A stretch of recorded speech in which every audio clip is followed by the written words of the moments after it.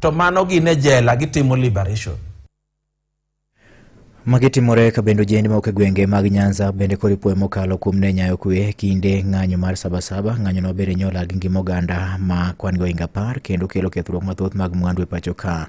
Jagoro mar riwruok mar bunge la wananchi e bade ma Siaya County Paul Onyiego wacho ni okang' manyo jende go ne okawo mar ne nyayo kwe en ranyisi maber mokalo. Juja Molo giler mathoth e wach ne kauke County ma Siaya.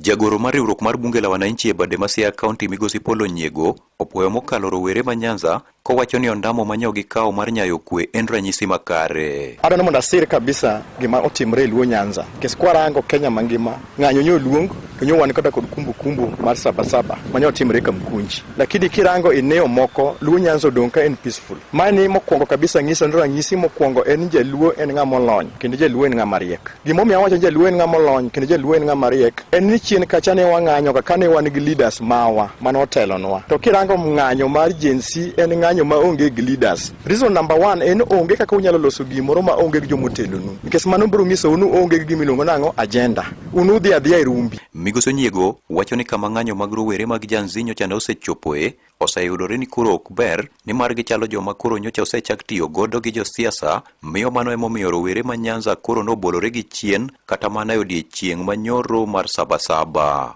Ng'anyo ma jo Gen Z en ng'anyo ma itime yo marach. Ma emomiyo kirango Luo Nyanza wan jok mosebedo katelo e ng'anyo kata osebedo pioneers mag ng'anyo e Kenya ka nyaka ne independent chakore. Tibo duonge nwang'o ni yo mane wang'anyo go opogore kod yo ma jo Gen Z ng'anyo go. Nikech mokwongo wane wang'anyo kotelnwa kod leaders mawa. Machiel kuom gi ne en ga the right honorable Raila Amolo Odinga. Sama ung'anyo to telnu gi leaders tiene nun kod agenda. Seche ma pondo non kata ni sirikal dwaro mondo oluongu mondo ketu e table to luongo jotendu ma mondo uwuogo. Ma emomiyo an mokwongo adwokero kamano kabisa gimotimre Luo Nyanza. Ung'iso picha maber. Migosi Onyiego owacho magi ka jakom bunge la wananchi e bade ma Siaya kuno Jacob Omondi to wacho ni kama piny Kenya osechopo e gie sani rowere koro ok bi luwa josiasa ma ok giparo malong'o gima gitimo. Kijana en ng'ama sani ng'eny, en ng'ama sani nigi voice, en ng'ama osomo, en ng'ama okoso tich. Inyalo winj ratiro mare no saidi. To mna kotiyo go yo maber, mok en mar siasa. An anyalo wacho ni ng'anyo mana neno mano otimre ma genuine. Manyalo wacho ni ne chal ma genuine manene tunge Kenya te uneno ng'anyo antie ne ng'anyo manene mokwongo mane gikwongo ng'anyo. Iwinjo? Mane ng'anyo manene gitimo, lakini koro jo siasa nodhi bo hijack gi. Koro jo siasa tiyo kodgi. En wan seche gi wan broad base government. Wan sani gima gore gi sirikal okwa pingo be kwa dhiye. Iwinjo ka jokorwa koni jo ling'aling'a. Nyoro e gwenge duto te ma Nyanza nyo onge ng'anyo e sama e gwenge mamoko to rowere nowito e ngimagi ka mwandu bende nokethi.